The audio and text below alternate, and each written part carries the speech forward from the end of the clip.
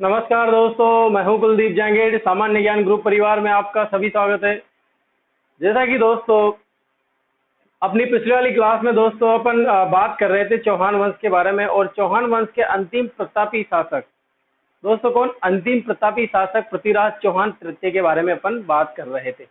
और पिछली वाली क्लास में दोस्तों जो अपनी बात हो चुकी थी वो शायद संयोगिता के बारे में आपको बता चुका था। संयोगिता की कहानी के बारे में आपको बता गया था कि क्या क्या कैसे पृथ्वीराज चौहान और संयोगिता एक दूसरे से मिले थे, कैसे अपहरण विवाह, गंधर्व विवाह जो है वो पृथ्वीराज चौहान ने किया था। ठीक है दोस्तों, एक बार फिर से सुन लीजिए दोस्तों। पिछली वाली क्लास में मैं रिपीट कर देता हूँ क्या क्या मैंने बताया था कि आपको मैंने बताया था कि दिल्ली का जो शासक रहता है वो कौन रहता है, कि उसकी पुत्री रहती है। जो जयचंद गढ़वाल रहता है वो पृथ्वीराज चौहान दोनों क्या रहते हैं दोस्तों? मौसेरे भाई रहते हैं। और जयचंद गढ़वाल की जो पुत्री रहती है वो संयोगिता रहती है, और संयोगिता का क्या करता है, आयोजन करवाता है, यानी कि स्वयंवर का आयोजन करवाता है दोस्त कौन? जयचंद गढ़वाल। और जयचंद गढ़वाल जो है जो लालची रहता है कि दिल्ली की सल्तनत मेरे हासिल हो या दिल्ली का राजा मैं बनूं। तो ये चीजें विवाद था दोस्तों किसके मध्य? जयचंद गढ़वाल और पृथ्वीराज चौहान के मध्य। पृथ्वीराज चौहान को पसंद नहीं करता था कौन? जयचंद गढ़वाल। तो यही कारण था दोस्तों कि तराइन के द्वितीय युद्ध में जयचंद गढ़वाल ने साथ दिया था मोहम्मद गोरी का। और अब दोनों का मिलना दोस्तों, जैसे कि जयचंद गढ़वाल और पृथ्वीराज चौहान, इनका जो है पृथ्वीराज चौहान का ननिहाल भी कहाँ है दोस्तों? दिल्ली में है। और दिल्ली का शासक कौन था दोस्तों? आनंद पाल था। तो आनंद पाल के यहाँ आना जाना रहता था। तो संयोगिता के मध्य और पृथ्वीराज चौहान दोनों के मध्य क्या था दोस्तों? प्रेम था। लेकिन जयचंद गढ़वाल जो है स्वयंवर का आयोजन करवाता है, और स्वयंवर के आयोजन में अलग अलग जगह से युवराज को बुलाते हैं, लेकिन वहां पर पृथ्वीराज चौहान को नहीं बुलाया जाता। और उसका अपमान करने के लिए दोस्तों क्या करते हैं कि द्वार पर, किले के द्वार पर, मेन द्वार पर जो है लोहे की मूर्ति बना देते हैं, और द्वारपाल के लिए, यानी कि इसकी रक्षा करेगा, द्वार की रक्षा। तो ये एक बेइज्जती वाला काम कर दिया पृथ्वीराज चौहान के लिए। पृथ्वीराज चौहान को नीचा दिखाने के लिए जो है जयचंद गढ़वाल ने ऐसा काम किया। और ये बात पता चलती है दोस्तों पृथ्वीराज चौहान तृतीय को। तो पृथ्वीराज चौहान तृतीय जो है वो अपनी संपूर्ण सेना को लेकर कहाँ पहुंच जाता है दोस्तों? कन्नौज पहुंच जाता है। और उधर जो है चलता रहता है मैटर, इनके अलग मैटर चलते रहते हैं। संयोगिता का विवाह है जो उसमें हाथ में वरमाला रहती है, और वरमाला लेके लेके सभी युवराज के सामने से निकलती है, और वहां पर किसी को भी वरमाला नहीं डालती है। और द्वार पर आकर किसको वरमाला डालती है दोस्तों? जो लोहे की मूर्ति बनी हुई थी पृथ्वीराज चौहान की, उस पर वरमाला डाल देती है, और वो एक विवाह हो जाता है दोस्तों। और पृथ्वीराज चौहान जो है उसका इंतजार करता रहता है। फोन पर बात हो गई थी इनके, इंतजार करता रहता है, और संयोगिता आ जाती है। संयोगिता को उठाकर अपहरण करके जबरन विवाह कर लेता है कौन दोस्तों? पृथ्वीराज चौहान तृतीय, जिसको गंधर्व विवाह भी बोला गया है, अपहरण विवाह भी बोला गया है, यानी कि लव मैरिज बोला गया है। ठीक है दोस्तों, ये इतनी सी बात हो चुकी थी। अब इसके आगे अपन बात करने वाले हैं, ध्यान से सुनेंगे। आज की क्लास बहुत ज्यादा इंपॉर्टेंट रहेंगी, बहुत ज्यादा क्वेश्चन बनते हैं आज की क्लास में दोस्तों, तो ध्यान से पढ़िएगा। संयोगिता के बारे में दोस्तों अपनी बात चल रही थी। संयोगिता के बारे में कुछ इंपॉर्टेंट चीजें हैं जो मैं बता देता हूँ। जो दोस्तों गढ़वाल, यानी कि गढ़वाल और पृथ्वीराज चौहान के बीच का जो संघर्ष है ना, और यानी कि संयोगिता की कहानी की भी, तो संयोगिता की कहानी को कौन कौन से इतिहासकार नकारते हैं, कौन से इतिहासकार में ये लिखा है, कौन से ग्रंथ में इस कहानी का वर्णन मिलता है, इसके बारे में अपन जानकारी लेंगे। तो दोस्तों पृथ्वीराज रासो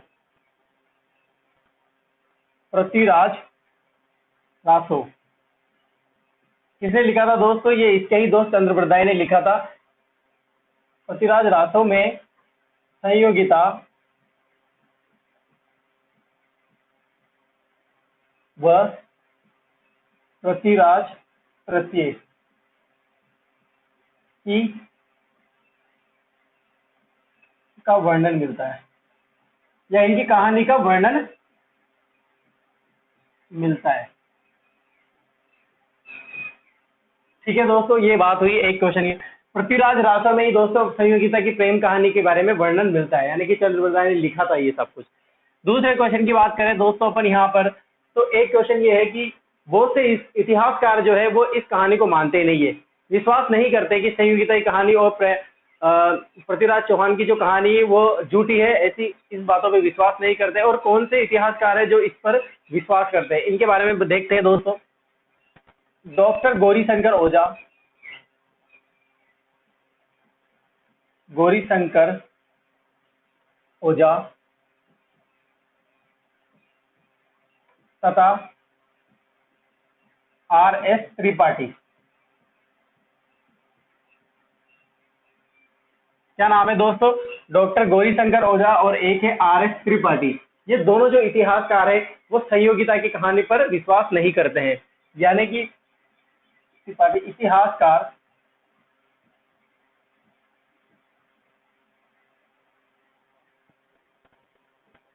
सहयोगिता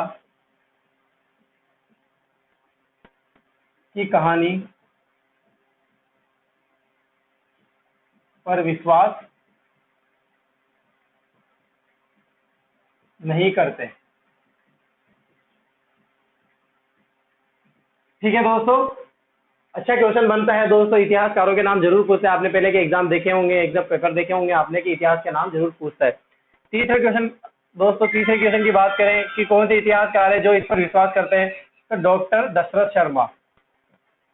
दशरथ शर्मा इस पर विश्वास करते हैं, यानी कि दशरथ शर्मा के अनुसार सहयोगिता और जो पृथ्वीराज चौहान की प्रेम कहानी है इस पर विश्वास करते हैं, मानते हैं कि हाँ ऐसा हुआ होगा। और जो है पृथ्वीराज रासो है दोस्तों, इसमें इस कहानी के बारे में वर्णन मिलता है। और डॉक्टर गौरीशंकर ओझा और RS त्रिपाठी ये इतिहासकार दोस्तों इस कहानी को नहीं मानते। ठीक है दोस्तों, अभी इतना सा लिख लीजिए, फिर बात कर रहे हैं दोस्तों जिसका आप इंतजार कर रहे होंगे, जिसके आप सोच रहे होंगे कि इसके बारे में आज क्लास में बात होने वाली है।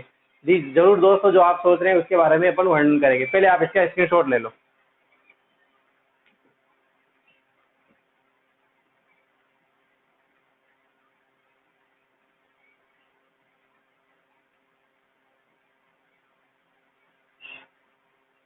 मिटा दो दोस्तों इसको। अब बात करते हैं दोस्तों पृथ्वीराज चौहान और मोहम्मद गौरी के मध्य संघर्ष के बारे में। मैंने अभी तक आपको जो क्लास में अपनी बात हुई वो 5 संघर्षों के बारे में बताया मैंने दोस्तों आपको। अभी क्लास में दोस्तों अपन ने युद्ध के बारे में, यानी कि पृथ्वीराज चौहान की विजय के बारे में बात कर रहे थे।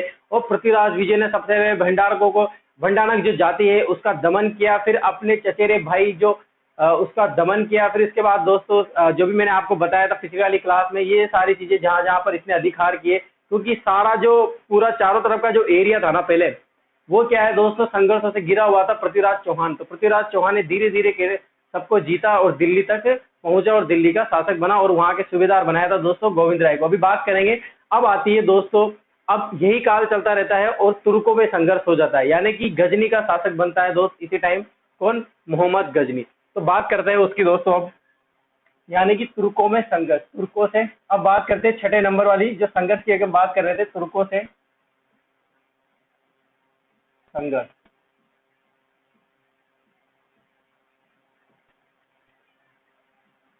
ठीक है दोस्तों, इसकी बात करेंगे, यानी कि यहां पर अपन बात किसके करेंगे? पृथ्वीराज चौहान, पृथ्वीराज चौहान तृतीय व मोहम्मद गजनी, मोहम्मद गजनी के मध्य संघर्ष। ठीक है दोस्तों, अपन बात कर रहे हैं। अब अपन बात जो करने वाले हैं वो है मोहम्मद गजनी वो पृथ्वीराज चौहान तृतीय के मध्य क्या क्या संघर्ष हुए, कैसे युद्ध हुए, क्या कारण रहा होगा उनका। ठीक है दोस्तों, उनके बारे में बात करते हैं। एक है दोस्तों पृथ्वीराज चौहान, जो कहाँ का शासक है दोस्तों? ये शासक है दोस्तों दिल्ली का, या फिर आप अजमेर का शासक भी बोलते हैं। लेकिन दिल्ली पर अधिकार किसका था दोस्तों? यानी कि जो सेंटर पर बैठा हुआ था पूरे भारत का सम्राट कौन था दोस्तों? एक तरफ से पृथ्वीराज चौहान तृतीय था। और दोस्तों एक तरफ चलता है मोहम्मद गजनी, यानी कि एक गजनी, आपको पता होगा पहले भी नाम आया था विग्रह चतुरार्य, गजनी वंश का, तोमर वंश के, ये सब का जो है अधिकार छीना था किसने? विग्रह राज ने उनका पराजित भी किया था। तो गजनी का शासक रहता है दोस्तों कौन? मोहम्मद गजनी। इसका पूरा नाम दोस्तों, इसके बारे में बात करें दोस्तों तो इसका पूरा नाम है, पूरा नाम, पूरे नाम की बात करें दोस्तों इसका पूरा नाम है शहाबुद्दीन मोहम्मद गजनी। शहाबुद्दीन मोहम्मद गजनी इसका पूरा नाम है। ठीक है दोस्तों, अब ये बात करते हैं कि शासक कहाँ का था, यानी कि शासक बना कब बना दोस्तों? 1173 में बना। कहाँ का बना? गजनी का। ठीक है दोस्तों, अपन यहाँ पर बात कर रहे हैं, एक तो मैंने पृथ्वीराज चौहान की बात करी कि पृथ्वीराज चौहान कहाँ पर बैठा हुआ है? अजमेर में बैठा हुआ है और दिल्ली को भी लेके चल रहा है। दिल्ली पर पूरा राज किसका है दोस्तों? पृथ्वीराज चौहान का। अब एंटर हो जाती है दोस्तों भारत में किसकी? मोहम्मद गजनी की। जहां पर अधिकार किसका रहता है दोस्तों? पृथ्वीराज चौहान का। यानी कि अब अपने घर पे आएगा तो लड़ाई तो होगी, तो वो लड़ाई किस तरह से हुई उसकी बात ही अपन करने वाले हैं। मोहम्मद गजनी जो है कहाँ का शासक है दोस्तों? गजनी का शासक बन जाता है। पूरा नाम क्या है दोस्तों इसका? शहाबुद्दीन मोहम्मद गजनी शासक बनता है गजनी का दोस्तों। और ये भारत में पहला क्वेश्चन दोस्तों, मोस्ट इंपोर्टेंट की बात करें अपन क्वेश्चन की, तो ऐसे क्वेश्चन पूछे जाते हैं कि एक क्वेश्चन ये बनता है यहाँ पर सबसे अच्छा कि मोहम्मद गजनी का सर्वप्रथम कहाँ पर जो संघर्ष हुआ था वो भारत में कहाँ पर हुआ था, किससे हुआ था, ये क्वेश्चन जरूर पूछते हैं। तो यानी कि मोहम्मद गजनी का सर्वप्रथम भारत में संघर्ष कहाँ हुआ था दोस्तों? तो ये हुआ था दोस्तों गुजरात के शासक, गुजरात के शासक, पहले बताया था मैंने आपको, कमेंट बॉक्स में लिख के बताओ। 2-3 बार मैं बोल चुका हूं कि गजनी का सर्वप्रथम संघर्ष किससे हुआ था और पराजित भी हुआ था। तो गुजरात के शासक भीमदित्य से। किससे हुआ था दोस्तों? भीमदित्य से। याद रखना, भीमदित्य से पहले संघर्ष हुआ था। ये युद्ध हुआ था दोस्तों, एक युद्ध हुआ था इन दोनों के मध्य। युद्ध हुआ अहिरवाड़ा का युद्ध, अहिरवाड़ा का युद्ध कब हुआ दोस्तों? 1178 ईस्वी में। कहां पर हुआ दोस्तों? आबू में, या आबू सीमा पर बोल सकते हैं आपको। गुजरात और माउंट आबू की जो सीमा है वहां पर ये युद्ध हुआ था, अहिरवाड़ा का युद्ध बोलते हैं इसको। कब हुआ था दोस्तों? 1178 ईस्वी में हुआ था। ठीक है, आया समझ में दोस्तों? मोहम्मद गजनी। आपने अगर दोस्तों पहले आप जो है वीडियो को लाइक और कमेंट जरूर करें। अगर आपने वीडियो को लाइक नहीं किया है तो आप पहले वीडियो को लाइक जरूर कर दीजिए। ठीक है दोस्तों, अपन यहाँ पर बात कर रहे हैं दोस्तों मोहम्मद गजनी और पृथ्वीराज चौहान के संघर्ष के बारे में। एक बार फिर से बोलता हूँ, इसका पूरा नाम क्या है दोस्तों? शहाबुद्दीन मोहम्मद गजनी है। क्या नाम है दोस्तों? शहाबुद्दीन मोहम्मद गजनी। शासक कहाँ का बनता है ये दोस्तों? गजनी का शासक बनता है। कब बनता है? 1173 में बनता है। सर्वप्रथम भारत में संघर्ष किसकी? मोहम्मद गजनी का। किससे होता है दोस्तों? गुजरात का शासक रहता है भीमदित्य, चालुक्य शासक रहता है। 4 हुए थे, प्रतिहार, परमार, चालुक्य, चौहान। चौहानों के अपन बात कर रहे हैं। और चालुक्य जो कहाँ के? वो गुजरात के शासक है। गुजरात का शासक कौन है दोस्तों? भीमदित्य। कौन है? भीमदित्य। युद्ध होता है इन दोनों के मध्य, मोहम्मद गजनी के मध्य, यानी कि भीमदित्य और वर्सेस मोहम्मद गजनी के मध्य। और गजनी यहाँ पर बुरी तरह पराजित हो जाता है और भीमदित्य की विजय हो जाती है। गजनी की इस युद्ध में, अहिरवाड़ा के युद्ध में दोस्तों बुरी तरह पराजित हो जाता है और यहाँ से ये भाग निकल लेता है और भाग जाता है। कहाँ पर पहुंच जाता है वापस दोस्तों? गजनी पहुंच जाता है। यहाँ से बुरी तरह पराजित कर देते हैं कौन? भीमदित्य। और ये कहाँ से भाग जाता है दोस्तों? ये देखो, इधर देखो आप, ये अपना भारत रहा। ठीक है, देखो इधर, यहाँ से भाग गया कौन? गजनी। यहाँ से भाग गया, भाग गया। कहाँ भाग गया दोस्तों? वापिस गजनी। गजनी कहाँ पड़ता है दोस्तों? अफगानिस्तान में। कहाँ पड़ता है? अफगानिस्तान में पड़ता है। अब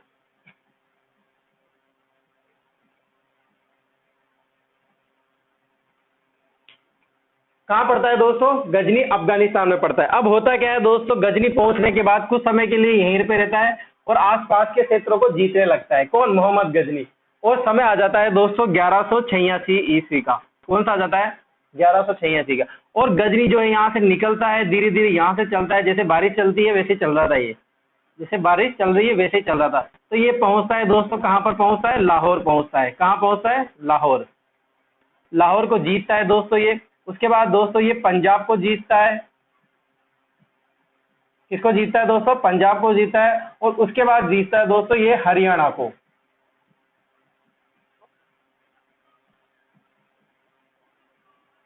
किस पर विजय करता है दोस्तों? ये हरियाणा पर विजय कर लेता है। अब हरियाणा पर किसका अधिकार था दोस्तों? आपको पता होगा, जो बठिंडा जो क्षेत्र था वो किसका अधिकार था दोस्तों? पृथ्वीराज चौहान तृतीय का अधिकार था। किस पर? बठिंडा पर।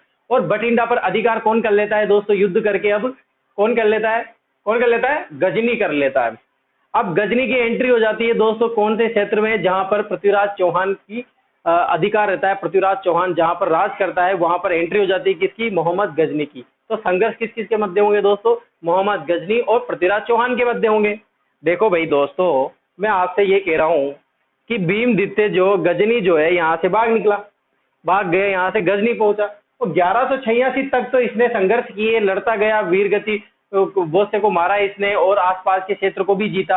अब 1186 का समय आता है और ये लाहौर पर भी विजय प्राप्त कर लेता है, पंजाब पर कर लेता है और हरियाणा पर कर लेता है। और हरियाणा पर जैसे ही विजय प्राप्त करता है, इसका कौन सा क्षेत्र रहता है? बठिंडा। बठिंडा को ये जीत लेता है और ये बात चलती है किसको पता दोस्तों? पृथ्वीराज चौहान को पता चलती है और यहीं से इनके मध्य संघर्ष होने लग जाता है। और इस संघर्ष के बारे में दोस्तों इतिहासकार अलग अलग बातें, ग्रंथ अलग अलग बातें बताती है, उन्हीं की अपन बात करेंगे। ठीक है, पहले आप इसका स्क्रीनशॉट ले लो ताकि अपन आगे बढ़े।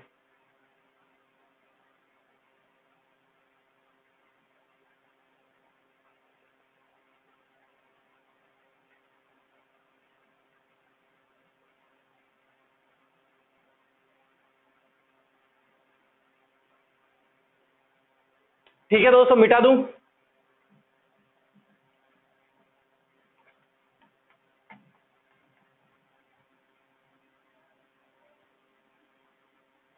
तो दोस्तों आपको याद हुआ होगा, इतनी बारे मैंने गजनी के बारे में बताई, मोहम्मद गोरी और मोहम्मद गोरी।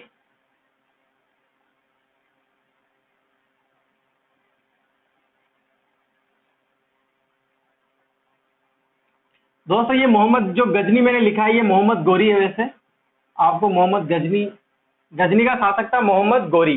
ठीक है दोस्तों, कंफ्यूज नहीं होना है, मोहम्मद गजनी, गजनी का शासक था इसलिए मैंने गजनी लिख दिया था, मोहम्मद गोरी है। ठीक है दोस्तों, आप कंफ्यूज मत होना। क्या नाम है इसका? पूरा नाम क्या बताया था मैंने? शहाबुद्दीन मोहम्मद गोरी। ठीक है दोस्तों, शहाबुद्दीन मोहम्मद गोरी इसका पूरा नाम है। वो गजनी का शासक था इसलिए मैं गजनी लिखा गया, थोड़ा सा मिस्टेक हो गया दोस्तों यहाँ पर। वो गजनी का शासक था और नाम क्या था? तो मोहम्मद गोरी। ठीक है दोस्तों, अब क्या होता है? मोहम्मद गोरी जो है, देखो मोहम्मद गोरी, मोहम्मद गोरी व पृथ्वीराज रति, इनके बीच संघर्ष हुए दोस्तों। क्या हुए? संघर्ष हुए के मध्य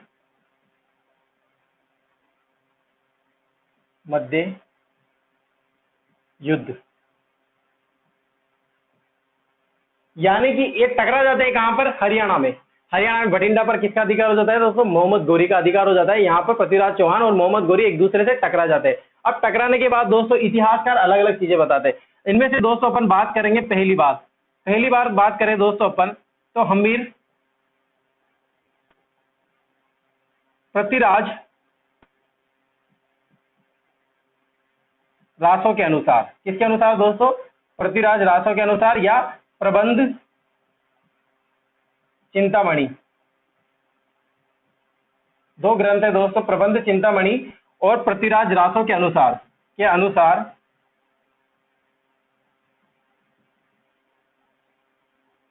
किनके अनुसार दोस्तों? पृथ्वीराज रासो और प्रबंध चिंतामणि के अनुसार। ऐसा इतिहास में लिखा गया है कि इनके मध्य जो युद्ध हुए थे वो कितने हुए थे। तो इनके अनुसार दोस्तों बात करें, इनके अनुसार पृथ्वीराज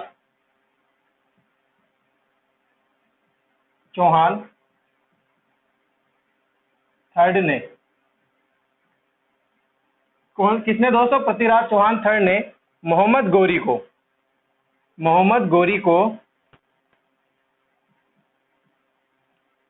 21 बार, कितनी बार दोस्तों? 21 बार पराजित किया।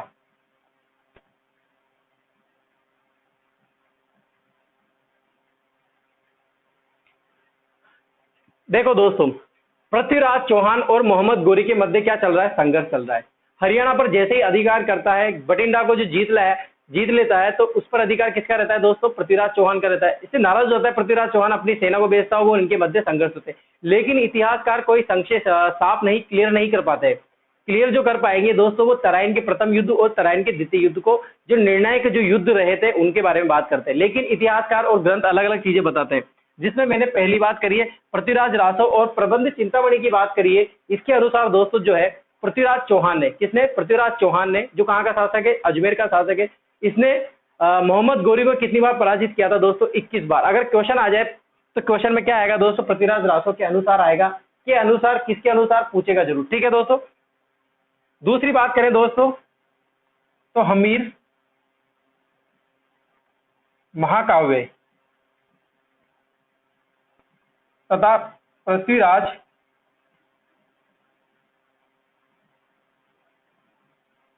प्रबंध के अनुसार, हमीर महाकाव्य और पृथ्वीराज प्रबंध के अनुसार कितनी बार पराजित किया दोस्तों? कमेंट बॉक्स में अगर आपको पता होगा तो कमेंट बॉक्स में लिख के बताओ कितनी बार पराजित किया दोस्तों?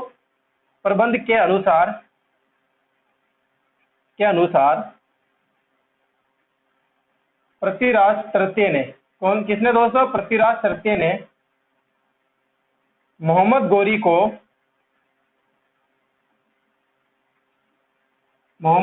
को 7 बार, कितनी बार दोस्तों? 7 बार पराजित किया।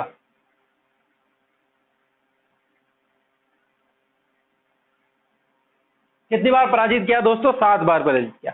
अब दोस्तों यहां पर आपका सबसे बड़ा कंफ्यूज क्या होगा वो देखिए, कहीं बुक्स में या कहीं गाइडों में आपको 21 की जगह अगर 24 मिलता है तो वो गलत है। कितना आएगा दोस्तों? यहाँ पर 21 आएगा। कितना आएगा? 21 आएगा। 21 बार ही पराजित किया था। और ये कितनी बार किया था दोस्तों? 7 बार पराजित किया था। यानी कि 21 बार तो किसके अनुसार दोस्तों? पृथ्वीराज रासव के अनुसार। और हमीर महाकाव्य के अनुसार कितनी बार दोस्तों? 7 बार।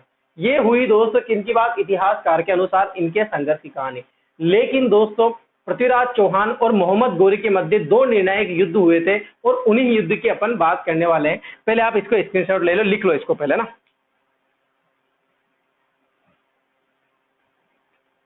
मिटा दूं?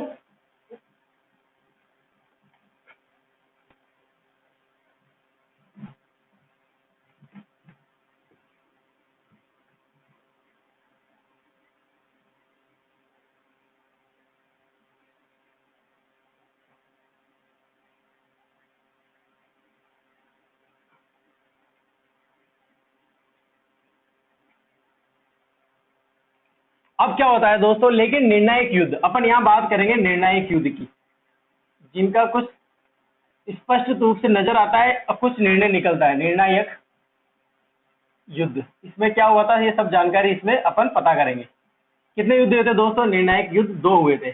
कौन कौन थे युद्ध? तराइन का प्रथम युद्ध और तराइन का द्वितीय युद्ध, ठीक है दोस्तों। देखो इधर, अब बात करते हैं अपन पहले युद्ध की, तराइन का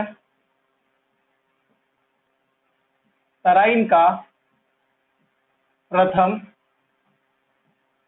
युद्ध कब हुआ था दोस्तों? 1191 में।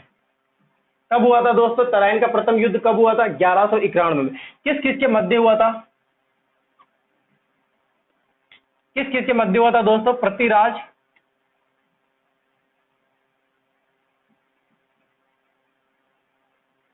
चौहान तृतीय वर्सेस मोहम्मद गोरी। किस किस के मध्य? पृथ्वीराज चौहान तृतीय और मोहम्मद गोरी के मध्य। अब यहीं से बात करते हैं अपन, तराइन की बात करते हैं। सबसे बड़ी बात कि तराइन क्या है? तराइन दोस्तों एक मैदान का नाम है। क्या है? एक मैदान का नाम है, जिसको तोरायणी भी बोलते हैं। क्या बोलते हैं? तोरायण। अगर आपको कहीं तोरायण नजर आ जाए, तोरायण का मैदान कहां पड़ता है दोस्तों? ये करनाल में पड़ता है। कहां? करनाल। करनाल कहाँ है दोस्तों? हरियाणा में है। कहां पर है? हरियाणा में। यानी कि ये युद्ध कहां हुआ था दोस्तों? हरियाणा राज्य में हुआ था। वर्तमान की बात करें अपन, करनाल हरियाणा में ये तराइन का मैदान जो मिलता है, ठीक है दोस्तों। कब हुआ था दोस्तों? 1191 में हुआ था। डेट भी पूछते हैं दोस्तों। 1191 में तराइन का प्रथम युद्ध हुआ था। किस किस के मध्य हुआ था? पृथ्वीराज चौहान तृतीय और मोहम्मद गोरी के मध्य। इस युद्ध में दोस्तों अब बात करें इस युद्ध में विजेता कौन रहता है दोस्तों? विजेता कौन रहता है? पृथ्वीराज चौहान तृतीय। और यहाँ पर मोहम्मद गोरी जो है वो बुरी तरह हार जाता है, पराजित हो जाता है और भाग जाता है। होता क्या है दोस्तों, देखो पृथ्वीराज चौहान की बात करें तो इसके सेनापति कौन था? खांडे राव। उससे दोस्तों सेनापति के नाम का खांडे राव। और इसके साथ मिला हुआ था दोस्तों दिल्ली का गवर्नर या सूबेदार, दिल्ली का सूबेदार या गवर्नर भी बोल सकते हैं। कौन था दोस्तों? गोविंद राय।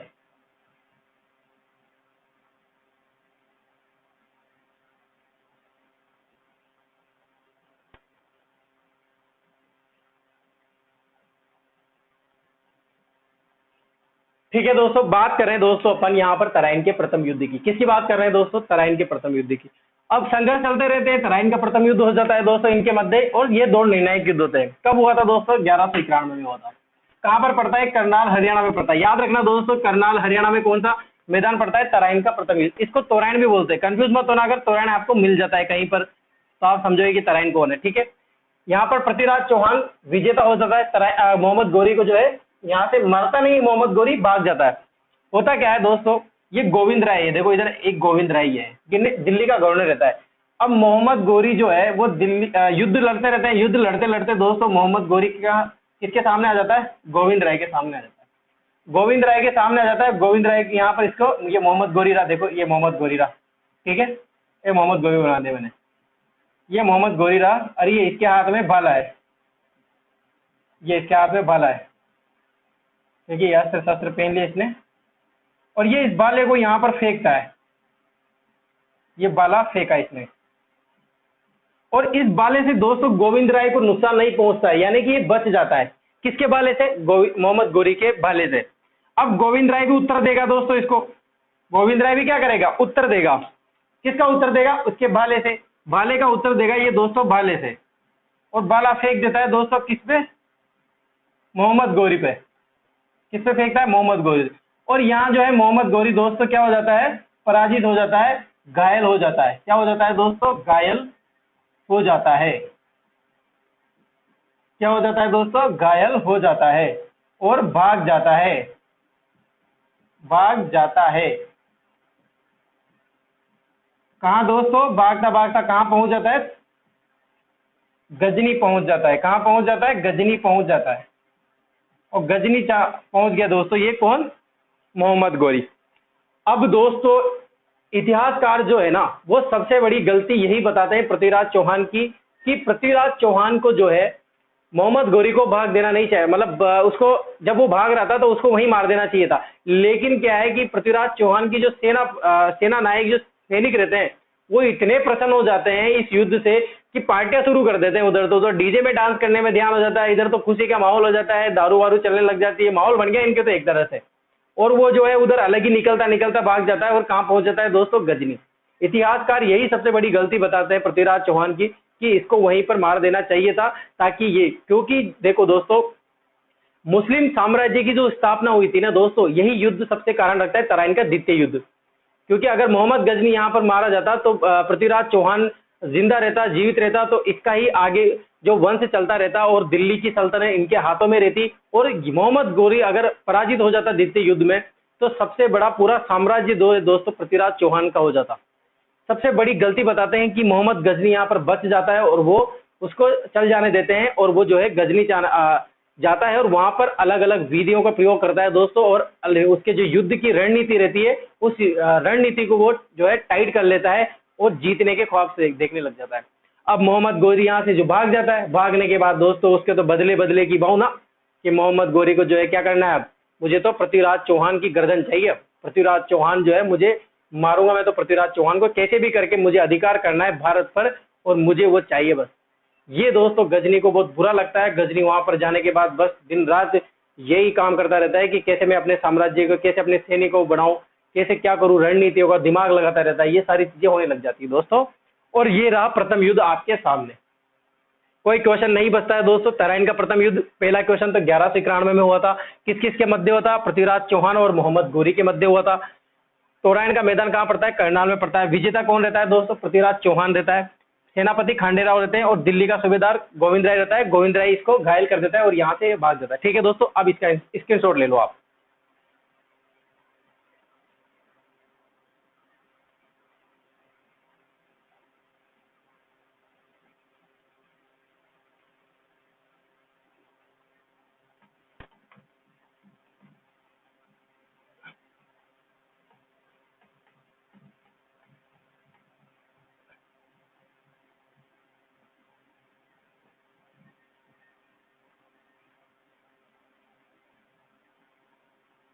अब बात करते हैं दोस्तों तराइन के द्वितीय युद्ध की। क्या बात करते हैं दोस्तों? तराइन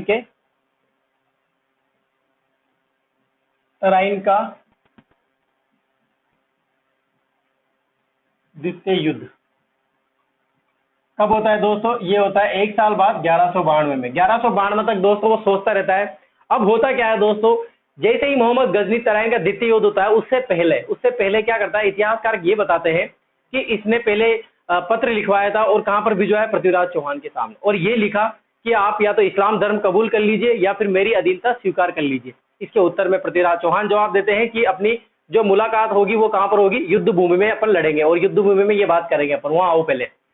इसके बाद दोस्तों वो जो है कंफ्यूज हो जाता है कि यार क्या चल रहा है, युद्ध तो होगा ही होगा। तो वो इसका चालबाज करता रहता है दोस्तों मोहम्मद गोरी। और मोहम्मद गोरी जो है एक बार फिर पत्र लिखवाता है और भिजवाता है किसके सामने? पृथ्वीराज चौहान के सामने। और लिखवाता है कि मैं अधीनता स्वीकार करने वाला हूं, मैं अधीनता, आपकी अधीनता, अपन जो है अधीनता स्वीकार मतलब अपन संधि करने वाले हैं और एक बैठ के एक जगह आके और मैं आ रहा हूं, वहां पर अपन संधि कर लेते हैं या फिर बैठ के बात कर लेते हैं। ये ऐसी बातें लिखवाता है। और इससे क्या है दोस्तों, पृथ्वीराज चौहान जो है थोड़ा सा छोटा पड़ जाता है। क्या पड़ जाता है दोस्तों? छोटा पड़ जाता है। होता क्या है कि वो सोचता है कि यार अब युद्ध तो नहीं होगा, तो पूरी तैयारियां नहीं कर पाता। कौन? पृथ्वीराज चौहान। देखते हैं क्या होता है दोस्तों। तराइन का द्वितीय युद्ध भी किस किस के मध्य होता है दोस्तों? पृथ्वीराज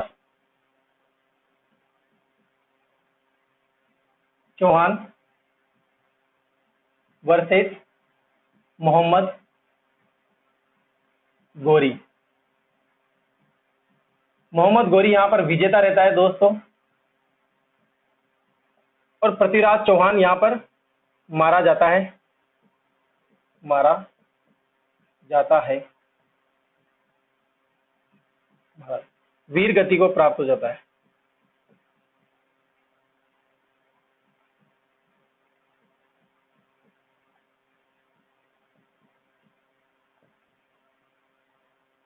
ठीक है दोस्तों, कब हुआ तराइन का द्वितीय युद्ध? लिखने की जरूरत नहीं, बार बार। तराइन कहां पड़ता है? पृथ्वीराज चौहान और मोहम्मद गोरी के मध्य। पृथ्वीराज चौहान जो है वो पराजित हो जाते हैं, मारे जाते हैं इस युद्ध में। मोहम्मद गोरी की विजेता हो जाता है। अब देखो दोस्तों, इसके कारण क्या रहता है? हार के कारण, यानी कि अपन लिखेंगे यहां पर, बात करने वाले हैं पृथ्वीराज तृतीय के पराजित के कारण।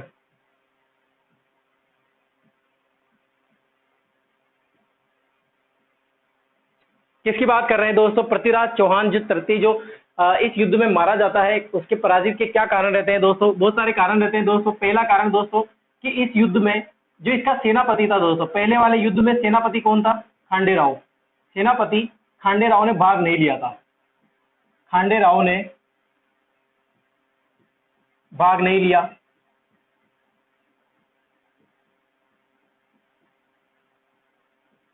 अब खांडेराव ने भाग नहीं लिया दोस्तों, तो ये भी इसके हार का प्रमुख कारण हो सकता है दोस्तों। दूसरी बात करें दोस्तों, पृथ्वीराज का घोड़ा रहता है, पृथ्वीराज का घोड़ा, इसका नाम रहता है नाटारंबा। जैसा नाम है दोस्तों, क्या जैसा नाम है? नाटारंबा जैसा नाम है, वैसे ही नाटक करने लग जाता है। जब ये युद्ध हो रहा था दोस्तों, तो मोहम्मद गोरी पृथ्वीराज चौहान जो है पराजित हो जाता है, इस युद्ध में हार जाता है। इस युद्ध में हारने के कारण ये यहाँ से भाग जाता है। भागने के बाद दोस्तों कहाँ पहुंचता है? सिरसा पहुंचता है। सिरसा से क्या है, घोड़ा वहीं से डगमगाने लग जाता है, आगे नहीं बढ़ रहा था वो तक। मतलब पीछे से सैनिक आ रहे थे और वो ऐसा इतिहासकार बताते हैं कि पीछे से सैनिक आ रहे थे और वो भागने की कोशिश कर रहा था लड़ते लड़ते, लेकिन जो घोड़ा है वो नाटक करने लग गया था, वो वहीं पे रुक जाता है। इसी कारण भी मरने का कारण बताते हैं। इसका घोड़ा नाटारंबा, ये कारण रहता है। तीसरा प्रमुख कारण तीसरा रहता है दोस्तों, पृथ्वीराज चौहान तृतीय की सैनिक सैनिक तैयारी अपूर्ण। और चौथा कारण रहता है दोस्तों मोहम्मद गोरी की कुशल रणनीति। ये दोस्तों मैंने आपके सामने चार कारण लिखे हैं। ये चार कारण ऐसे थे दोस्तों जिसके कारण पृथ्वीराज चौहान तृतीय जो है वो पराजित हो जाता है तराइन के द्वितीय युद्ध में और मारा जाता है। होता क्या है दोस्तों, जब ये सब युद्ध लड़ने के लिए जाते हैं तो इनको नहीं लगता पृथ्वीराज चौहान के सेनापति को या पृथ्वीराज चौहान को ऐसा युद्ध होगा। सुबह का टाइम रहता है दोस्तों, ये जल्दी चले जाते हैं और वहां पर टेंट लगा के रहने लग जाते हैं।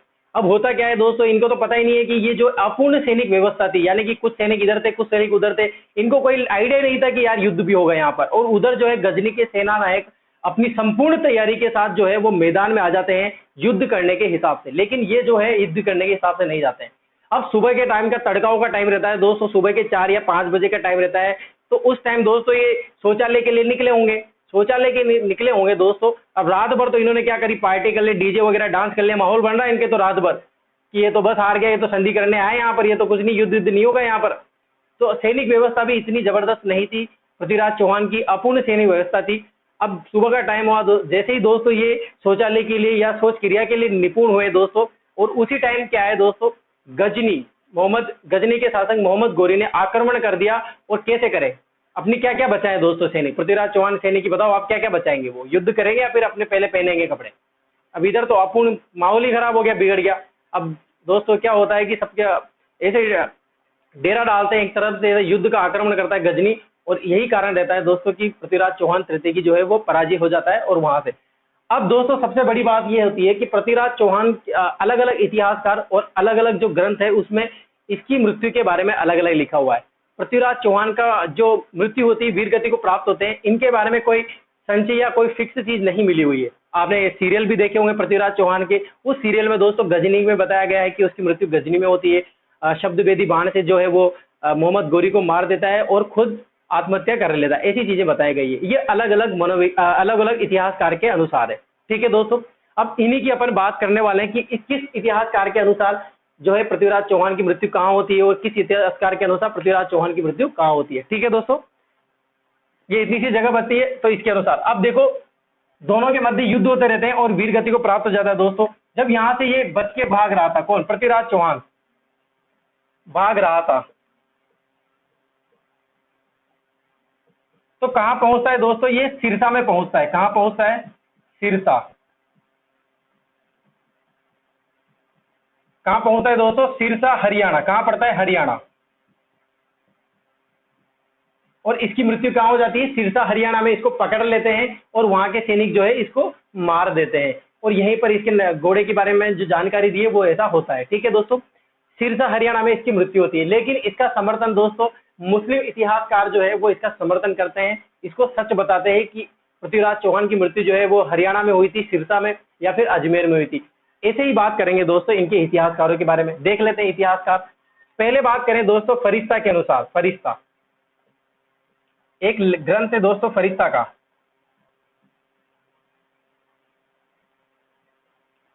क्या नाम है उसका, तारिक ए फरिश्ता।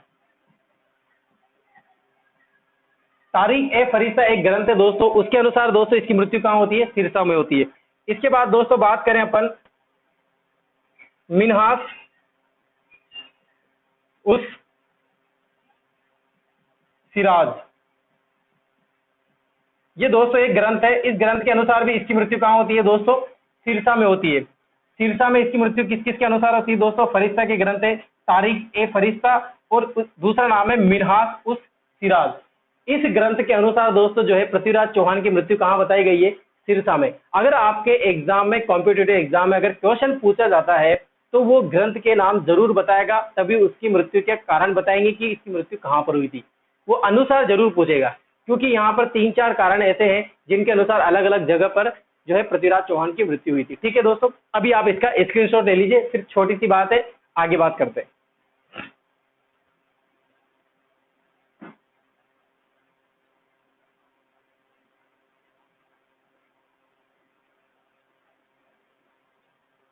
ठीक है दोस्तों, मिटा दूं।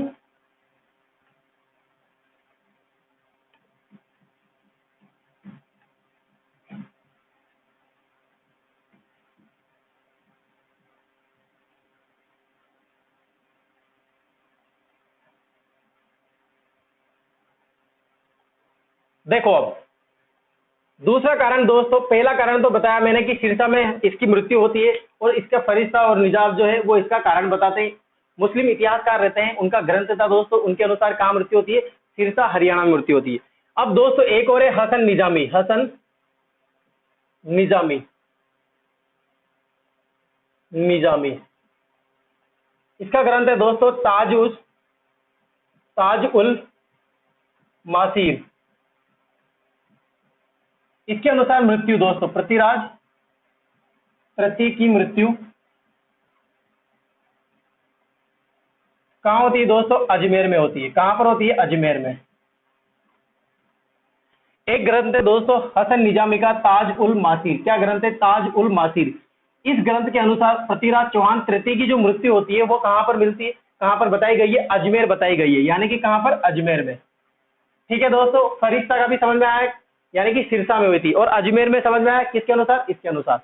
अब बात करते हैं दोस्तों तीसरी, जो सबसे इंपॉर्टेंट, सबसे ज्यादा इतिहासकार इसी का वर्णन मिलता है या फिर सिरसा का मिलता है। अधिकतर जो इतिहासकार दोस्तों वो कहाँ का बताते हैं? सिरसा का ही बताते हैं कि पृथ्वीराज चौहान सिरसा में पहुंचा और वहां पर उसकी मृत्यु हो जाती है, सैनिक जो है उसको मार देते हैं। अधिकतर जो इतिहासकार है वो उसको ही सच बताते हैं। तीसरा सबसे इंपॉर्टेंट दोस्तों बात करें वो है पृथ्वीराज रासो के अनुसार। किसके अनुसार दोस्तों? पृथ्वीराज रासो के अनुसार। इसकी मृत्यु जो है, मृत्यु किसकी? पृथ्वीराज चौहान की। कहां पर होती है? गजनी में। गजनी में। कहां पर होती है दोस्तों? गजनी में। अब आराम से सुनना, लिखने की जरूरत नहीं है, सुनना।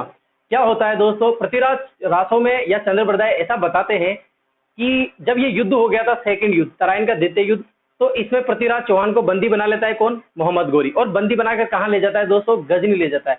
और गजनी ले जाने के बाद वहां पर उसको जो है सामने हाजिर किया जाता है। कहां पर? अपने दरबार में हाजिर किया जाता है और उनसे बोलते हैं मोहम्मद गोरी कि अपनी आंखें नीची करो। आंखें देख के बात कर रहा होगा पृथ्वीराज चौहान, अपनी आंखें नीची करो, आंखें झुकाओ। तो वो है जो है मना कर देते हैं। तो मोहम्मद गजनी जो है वो उनकी आंखें फुड़वा देता है, पृथ्वीराज चौहान की आंखें फुड़वा देता है। और इसी टाइम की बात है दोस्तों, ऐसा बताते हैं पृथ्वीराज रासो में ऐसा बताते हैं कि चंद्रप्रदाय भी दोस्तों बाद में जो है वो फकीर के वेश में वहां पर पहुंच जाता है और मोहम्मद गोरी को पता नहीं चलता कि फकीर के वेश में कौन है ये। तो फकीर के वेश में वो भी सामने आता है। अब सामने आने के बाद दोस्तों वो बोलता है कि जो ये व्यक्ति जो है, कौन सामने खड़ा, जो ये शब्द बाण में जो है वो निपुण है, आप इसका मनोरंजन देखिए, उत्साह कीजिए, यहाँ पर एक आयोजन कीजिए, अपन यही देख लेते हैं। अच्छा ठीक है, ऐसा करते हैं, तो वो देख लेते हैं। तो उनको बोलते हैं, आदेश देते हैं कि अच्छा ठीक है, शब्द भेदी बाण चलाओ। शब्द भेदी बाण से दोस्तों पृथ्वीराज चौहान तीर चलाते हैं और किसको मार देते हैं दोस्तों? मोहम्मद गोरी को मार देते हैं। और चंद्रप्रदाय खुद आत्महत्या कर लेता है, और पहले उसको मार देता है पृथ्वीराज चौहान तृतीय को, और खुद आत्महत्या कर लेता है। ऐसा किसमें बताया गया है दोस्तों? पृथ्वीराज रासो में। क्या बताया गया है? गजनी में ले जाता है और पृथ्वीराज चौहान तृतीय शब्द भेदी बाण से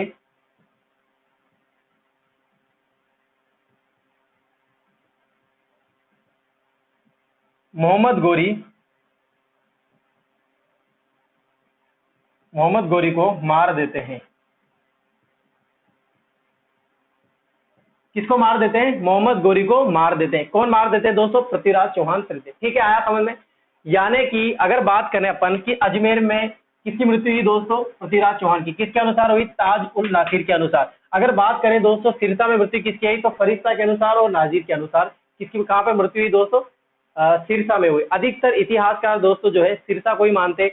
अगर दोस्तों वहां पर ऑब्जेक्टिव में आपसे बिना ये पूछते हैं कि बिना इतिहासकार पूछते हैं कि पृथ्वीराज चौहान की मृत्यु कहां होगी, तो वो सिरसा का ही ऑब्जेक्टिव आता है, और सिरसा जो हरियाणा में पड़ता है वहां पर इसकी मृत्यु होती है। ठीक है दोस्तों, आया समझ में? सारी कहानी पूरी पता चली होगी आपको कि हमीर रासो के अनुसार क्या हुआ था। ठीक है दोस्तों, अब बात होती है, ये मैटर हो जाता है, पृथ्वीराज चौहान की मृत्यु हो जाती है। अब बात होती है कि अब अजमेर का शासक कौन बनता है। अब इंपॉर्टेंट चीजों की बात करेंगे अपन। क्या होता है यहाँ पर? अब मोहम्मद गोरी यहाँ पर मुस्लिम साम्राज्य की स्थापना कर देता है। क्या कर देता है दोस्तों, इस युद्ध के बाद मोहम्मद गोरी मुस्लिम साम्राज्य की स्थापना कर देता है। किसकी? मुस्लिम साम्राज्य की स्थापना हो जाती है। और 92 में जब ये युद्ध होता है तो 94 तक 1994 तक 1994 तक ये यहीं पर रहता है, सॉरी 1194 तक, यानी कि 1194 तक कहां पर रहता है? ये अजमेर में ही रहता है या फिर दिल्ली का सल्तनत रहता है। अब दोस्तों क्या होता है कि किसका? पृथ्वीराज चौहान का पुत्र, पृथ्वीराज तृतीय का पुत्र मोहम्मद गोरी की अधीनता स्वीकार कर शासक बनता है। कहां का? अजमेर का। यानी कि कौन? गोविंद राज जो रहता है, पृथ्वीराज चौहान का पुत्र रहता है और शासक बन जाता है। मोहम्मद गोरी की अधीनता स्वीकार करने के बाद अजमेर का शासक बन जाता है। अब यहां पर क्या होता है दोस्तों, मोहम्मद गोरी यहां से चला जाता है। कब चला जाता है दोस्तों? 1194 में। और 1194 के बाद क्या होता है दोस्तों? हरिराज चौहान, ये पृथ्वीराज चौहान का भाई रहता है। कौन? पृथ्वीराज चौहान तृतीय का भाई शासक बना। कहां का शासक बना दोस्तों? अजमेर का शासक बना। ये गोविंद राज को यहां से भगा देता है, गोविंद राज को पराजित कर देता है युद्ध में और गोविंद राज को भगा देता है। कौन? हरिराज। अगर क्वेश्चन दोस्तों एग्जाम में ये पूछा जाता है कि अजमेर का अंतिम शासक कौन था, तो आंसर आएगा दोस्तों हरिराज। क्या आएगा? अजमेर चौहान का अंतिम शासक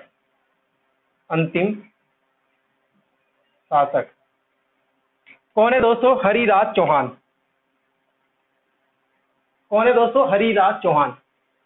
होता क्या है दोस्तों, मोहम्मद गोरी यहां से चला जाता है और यहाँ का सूबेदार किसे बना जाता है? यहाँ की सेना किसको संभाल जाता है? कुतुबुद्दीन ऐबक को। मैंने बताया था पहले भी आपको, कुतुबुद्दीन ऐबक जो इसका सेनापति रहता है उसको संभाल देता है दिल्ली। और होता क्या है कि हरिराज जो है वो किसको भगा देता है? गोविंद राज को भगा देता है। अब गोविंद राज मदद मांगता है किसकी? कुतुबुद्दीन ऐबक से। कुतुबुद्दीन ऐबक से इसकी मदद करता है और कुतुबुद्दीन ऐबक जो है हरिराज को भी क्या कर देता है? भगा देता है यहाँ से। और हरिराज बाद में आत्महत्या कर लेता है, आत्महत्या करके उसकी मृत्यु हो जाती है। ऐसा लिखा हुआ है, इतिहासकार ऐसा बताते हैं कि कुतुबुद्दीन इसको पराजित कर देता है। और गोविंद राज जो रहता है वो उसको जागीर प्रदान करता है दोस्तों रणथंभौर की। और रणथंभौर का सूबेदार किसको बनाता है दोस्तों? गोविंद राज को। इसीलिए मैंने आपको पहले ही दिन क्लास में बताया था कि रणथंभौर के चौहान की जो है संस्थापक कौन है? गोविंद राज है। और गोविंद राज को वहां का संस्थापक कौन बनाता है दोस्तों? वहां का जागीर कौन प्रदान करता है? कुतुबुद्दीन ऐबक। और कुतुबुद्दीन ऐबक की बात करें तो ये सेनापति रहता है किसका? मोहम्मद गोरी का। और गुलाम वंश का संस्थापक रहता है कुतुबुद्दीन ऐबक। और गुलाम वंश यहीं से शुरू होती है और यहीं से मुस्लिम जो है साम्राज्य का सबसे ज्यादा फैल जाता है। किसके? तराइन के द्वितीय युद्ध के बाद। आगे बात करेंगे दोस्तों, ऐसे ही अपन बात करेंगे नेक्स्ट क्लास में दोस्तों रणथंभौर के चौहानों के बारे में, जिसका संस्थापक कौन रहता है? गोविंद राज रहता है। ठीक है दोस्तों, आज की क्लास के लिए इतना ही काफी। लाइक कमेंट जरूर करें और कमेंट करते रहिए। ठीक है दोस्तों, थैंक यू।